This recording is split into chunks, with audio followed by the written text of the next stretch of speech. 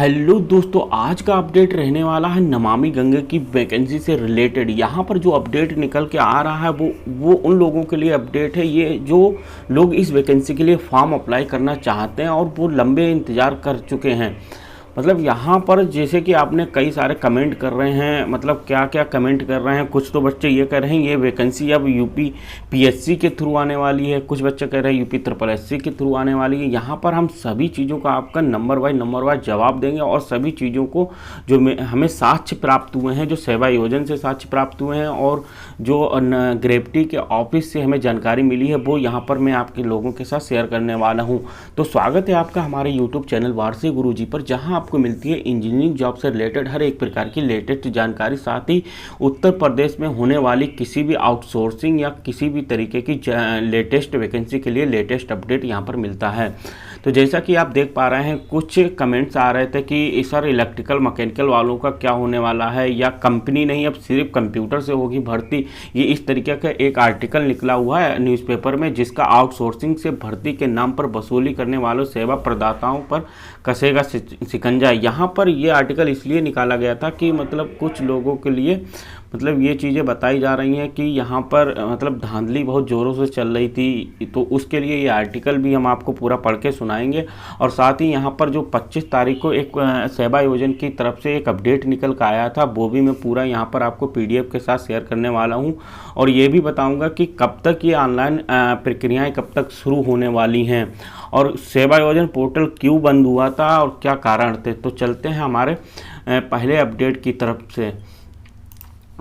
जैसा कि आप देख पा रहे हैं कि एक 30 अप्रैल का लखनऊ के हिंदुस्तान का आर्टिकल है। यहाँ पर जो कंपनी नहीं अब सिर्फ कंप्यूटर से होगी भर्ती, ये आर्टिकल सिर्फ सेवा योजना के लिए ही निकाला गया था। यहाँ पर पहले आप देख पा रहे होंगे कि ये आउटसोर्सिंग से भर्ती के नाम पर वसूली करने वाला सेवा प्रदाताओं पर कसेगा शिकंजा। मतलब ये आर्टिकल उन लोगों के लिए निकाला गया था यहाँ पर जो मतलब धांधली कर लेते थे, कई बच्चों से मतलब रुपए वगैरह लेके ये वैकेंसी करवाते थे। तो जैसा कि आप देख पा रहे हैं कि यहाँ पर पूरा आर्टिकल मैं पढ़ के सुनाता हूँ। सरकारी विभागों और उनसे जुड़ी संस्थाओं में आउटसोर्सिंग होने वाली भर्ती में अब गड़बड़ी नहीं हो सकेगी। भर्ती में वसूली करने वाली सेवा प्रदाता कंपनी पर शिकंजा कसा जाएगा। अब ये भर्तियाँ सेवा प्रदाता की मर्जी से नहीं बल्कि सेवा योजना विभाग के पोर्टल के जरिए कंप्यूटर द्वारा रैंडम आधार पर की जाएगी। यहाँ पर एक बात तो आप ये समझ लीजिए, पहले जो सेवा योजना पोर्टल पर चलती थी तो वो मतलब सीक्वेंस वाइज चलती थी, लेकिन यहाँ पर एक नया जो है रैंडम आधार पर अब सिलेक्शन होने वाला है। तो यहाँ पर कई मतलब तरीके से धांधली बहुत ही मतलब कम होने वाली है। भर्ती के नाम पर सेवा प्रदाता कंपनी द्वारा वसूली की शिकायतें अक्सर प्रशासन तक पहुँचती रही हैं। केंद्र सरकार ने इस गड़बड़ी को रोकने के लिए government e market plus GeM portal कराया था। इसके तहत सेवा प्रदाता को सेवा योजना विभाग द्वारा संचालित पोर्टल पर वरिष्ठता अथवा कंप्यूटर द्वारा रैंडम आधार पर कार्मिक उपलब्ध कराने की व्यवस्था की गई। इस प्रदेश में भी लागू करने के आदेश दिए गए, मगर शिकायतें फिर भी नहीं रुकी। हाल ही में सरकार ने इस पर फिर बदलाव किया है। अपर मुख्य सचिव नियुक्त डॉक्टर देवेश चतुर्वेदी द्वारा सभी विभागों के अपर मुख्य सचिव या प्रमुख सचिव, सभी विभागों अध्यक्ष और समस्त आयुक्त और जिलाधिकारियों को इस संबंध में आदेश जारी किया गया है। सेवा प्रदाता कंपनियां अब किसी व्यक्ति की वरिष्ठता दर्शाकर भी मनमानी नहीं कर सकेगी। सेवा योजना विभाग के पोर्टल पर उपलब्ध कार्मिक में से केवल कंप्यूटर द्वारा रैंडम आधार पर ही कार्मिक लिए जाएंगे। इससे अभ्यर्थी का अंतिम समय तक आवेदन के अवसर मिलने के साथ ही चयन प्रक्रिया में पारदर्शिता भी आएगी। तो यहाँ पर मतलब एक चीज़ आप समझिए कि जो पहले हम लोग सेवा योजना पोर्टल से फॉर्म भरते थे, तो जैसे सब लोगों ने 100 बच्चों ने फॉर्म भर दिए हैं और उनका इंटरव्यू या कुछ जैसे पात्रों के जैसे उनके चेकिंग मतलब जो भी चीज़ें चलती थी तो वो सीक्वेंस वाइज चलती थी। लेकिन यहाँ पर अब जो कंप्यूटर में मतलब जो जानकारी उपलब्ध होगी, जो फर्जी जानकारी लोग निकाल देते हैं, वो ऑटोमेटिक निकल के रैंडम आधार पर कंप्यूटर यहाँ पे वरीयता देगा कि किन किन लोगों को आप लोगों को सिलेक्ट करना है इंटरव्यू के लिए या क्या चीज़ें करनी है। तो यहाँ पर इस आर्टिकल से आप ये समझ लीजिएगा कि यहाँ पर कुछ ना कुछ तो जो ग्रेविटी कंसल्टेंसी आप लोगों की है, जो मतलब कंपनी है, उसमें इस आर्टिकल के आधार पर कई चीज़ें चीज़ें में बदलाव हो रहा है, जिसकी वजह से ये भर्तियां दिन पर दिन लंबित होती चली जा रही हैं। जैसा कि आपको ये आर्टिकल हिंदुस्तान के अखबार जो है 30 अप्रैल के उसमें मिल जाएगा, आप वहाँ से भी पढ़ सकते हैं। और यहाँ पर मेडिकल भर्ती में वसूली की शिकायत मिली थी, मतलब यहाँ पर शिकायतें चल रही हैं, तो मेडिकल के अलावा इस वैकेंसी की भी बहुत सारी शिकायतें इन लोगों के पास पहुँच चुकी हैं। तो भी इसीलिए यहाँ पर कई चीज़ें पारदर्शिता लाने के लिए बच्चों को मतलब यहाँ पर निष्पक्ष ज्वाइनिंग देने के लिए कार्य चल रहा है। इसी वजह से यहाँ पर कई सारी देरियाँ हो रही हैं।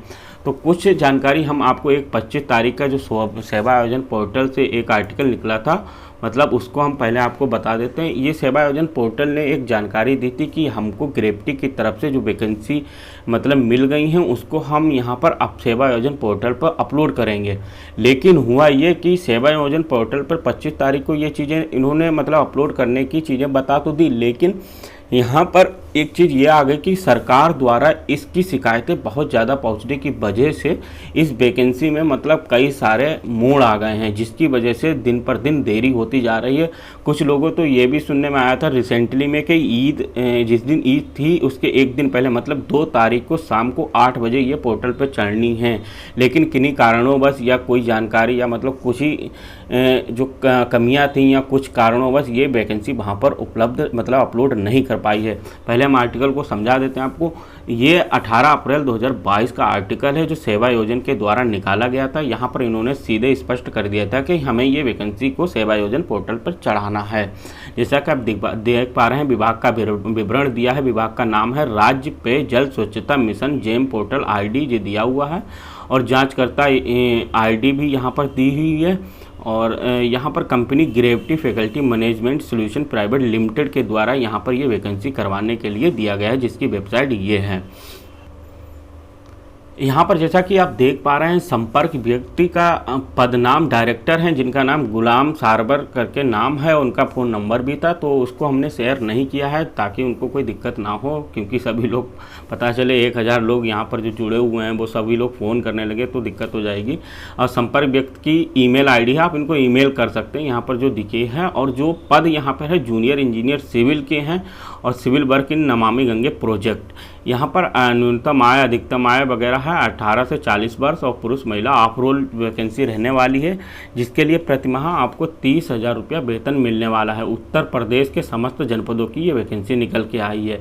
यहाँ पर जो डिप्लोमा है वर्ग स्ट्रीम इंजीनियरिंग है, शिक्षा स्तर डिप्लोमा सिविल इंजीनियरिंग है समस्त है। और यहाँ पर ग्रेजुएट इंजीनियरिंग BTech मतलब BE और ग्रेजुएट इंजीनियर मतलब डिप्लोमा और BE दोनों लोग यहाँ पर एलिजिबल हैं। साथ ही यहाँ पर जो डिप्लोमा होल्डर है candidate 2 year experience in the water department will given with priority degree holder also eligible to apply the post. मतलब यहाँ पर डिप्लोमा वालों को 2 साल का एक्सपीरियंस का भी इन्होंने मेंशन किया है, और साथ ही उन लोगों का मेंशन किया है जो डिग्री होल्डर हैं वो फ्रेशर भी एलिजिबल हैं। तो रिक्तियों के पद की जानकारी दे देते हैं। यहाँ पर रिक्तियों को जो पद है 525 पद सिर्फ सिविल की यहाँ पर दिखाई गई है। तो यहाँ पर एक बात तो क्लियर हो गई कि जो 75 मतलब 75 पद इलेक्ट्रिकल और मैकेनिकल के हैं उनका अभी ब्यौरा सेवा योजन के पास नहीं पहुँचा है। जो 18 अप्रैल की ये जानकारी थी, मतलब 18 तारीख तक इलेक्ट्रिकल मैकेनिकल वालों का ब्यौरा नहीं पहुँचा है। तो इलेक्ट्रिकल मैकेनिकल वाले स्टूडेंट अभी घबराएं नहीं, उनकी जो वैकेंसी रहेगी वो इस वैकेंसी के मतलब अपलोड होने के बाद जो कमियां मतलब कई सारी यहाँ पर चल रही हैं चीज़ें, जैसे गवर्नमेंट भी इससे इंटरफेयर कर रही है। स्टूडेंट जो निष्पक्ष मतलब भर्ती कराने के लिए कई सारे केस कर चुकी है, कई चीज़ें मतलब बता चुकी है, अपने अपने नेताओं को भी बता चुकी है। तो वो सभी चीज़ों को निकाल कर ये सिर्फ सिविल की वैकेंसी करवाने के बाद ही इलेक्ट्रिकल मैकेनिकल की वैकेंसी कराएंगे। और यहाँ पर जो अभ्यर्थियों की संख्या रहेगी ये 15 से 75 मतलब 1575 लोग ही यहाँ पर अप्लाई करेंगे और उन्हीं लोगों को बुलाया जाएगा। This is official website Uttar Pradesh employment department content and website design development mission NICC Uttar Pradesh के द्वारा ये निकाला गया था। तो एक बात आप लोग यहाँ पर समझ लीजिए, अब हम आपको सभी चीज़ों के जवाब दे देते हैं, बताते हैं। जैसा कि मतलब यहाँ पर संविदा वैकेंसी की धांधली पर तो यहाँ पर रोक चली रही है, इसी की वजह से ये दिन पर दिन ये मतलब यहाँ पर टाइम बहुत डिले होता जा रहा है। और 25 तारीख का पोर्टल भी मतलब अपडेट भी दे दिया। अब बात आती है कि ये शुरू कब तक होंगे। तो शुरू होने के कुछ बच्चों को ये जानकारी मिल चुकी होगी, वो ज़रूर कमेंट करें कि उन लोगों को ये बताया जा रहा होगा कि नेक्स्ट वीक में ये आवेदन शुरू हो जाएंगे। लेकिन मैं आपको बता दूं कि आवेदन अब 15 जो मई है वहाँ उसके 1-2 दिन पहले या बाद में ही शुरू होने वाले हैं। जैसे कि मुझे ऑफिशियल जानकारी मिली थी कि 15 तारीख से ये आवेदन मतलब या 1-2 दिन पहले या 1-2 दिन के बाद ही ये स्टार्ट होने वाले हैं। और यहाँ पर सेवायोजन पोर्टल इसी वजह से बंद हो गया था क्योंकि वहाँ पर कई चीज़ें ऐसी बदलाव की जा रही हैं जिससे कि बच्चों के जो मतलब एक्चुअल में जो निष्पक्ष ज्वाइन करना चाहते हैं और जो एक्चुअल उसके लिए वरीयता रखते हैं वो बच्चे यहाँ पर आवेदन कर पाएँ। तो उसके लिए सेवायोजन पर पोर्टल पर अपडेट किए जा रहे हैं जिससे कि धांधली को कम किया जा सके। और यहाँ पर एक जो सबसे बड़ा क्वेश्चन आता है कि यूपी पीएससी या यूपी SSSC के थ्रू इनकी ज्वाइनिंग होगी।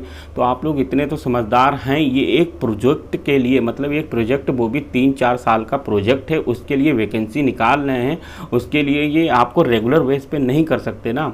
जैसे कि ये प्रोजेक्ट जो नमामि गंगे का है 2000 लगभग 25 तक का प्रोजेक्ट है। तो यहाँ पर 3 साल की तो ज्वाइनिंग दी गई है। साथ में ये क्वेश्चन उठता है कि 3 साल बाद ये निकाल देंगे या नहीं। तो यहाँ पर जो 3 साल तक आप ज्वाइन करने के बाद मतलब यहाँ पर काम करेंगे, उसके बाद ये प्रोजेक्ट अभी आप खुद समझ सकते हैं गवर्नमेंट प्रोजेक्ट का टाइम तो 3 साल का है, लेकिन ये कई सालों तक चलता रहेगा और आपका कई सालों तक यहाँ पर ज्वाइनिंग रहेगी। जब आप यहाँ पर पुराने हो जाएंगे तो आपको एक प्रोजेक्ट से हटा के दूसरे प्रोजेक्ट पे लगा दिया जाता है। ये कई सारी यहाँ पर देखते हैं। अब कहीं कहीं पर ये भी देखा गया है कुछ वैकेंसियों पर पहले संविदा के तौर पे रखते हैं और बाद में उनको रेगुलर बेस पे कर देते हैं। जैसे कि आपने सुना होगा कि मनरेगा में पहले कुछ मैकेनिकल वाले संविदा के तौर पर डिप्लोमा होल्डर रखे गए थे, लेकिन अब वो शायद रेगुलर बेस पे हो चुके हैं। तो अब नया अपडेट जो है 15 तारीख के बाद ही हम आप लोगों को दे पाएंगे, क्योंकि 15 तारीख के 1-2 दिन पहले या 1-2 दिन बाद ही यहाँ पर कुछ अपडेट निकल के आएगा। तो आपके मन में जो भी भ्रम थे शायद यहाँ पर हमने आपको उनको दूर कर दिया है। और एक बात ये बता दें कि ये अब जो वैकेंसी ज्वाइनिंग और जो भी चीज़ें हैं उनके लिए सरदर्द होने वाली हैं। जो इसमें मतलब कुछ छेड़खानी मतलब जो अपना रुपए के बल पे या अपने सोर्स के बल पे करवाने चाहते थे उनके लिए कुछ दिक्कतें आने वाली हैं यहाँ पर। और जो लोग फ्रेशर स्टूडेंट हैं जो मतलब करेंगे उनके लिए बहुत ही अच्छी यहाँ पर ज्वाइनिंग होने वाली है। अगर वीडियो का अपडेट आपको अच्छा लगा तो वीडियो को लाइक करें, चैनल को सब्सक्राइब करें तथा इसको शेयर भी कर दें जिससे कि ज़्यादा से ज़्यादा लोगों के पास ये जानकारी पहुँच पाए। Thank you.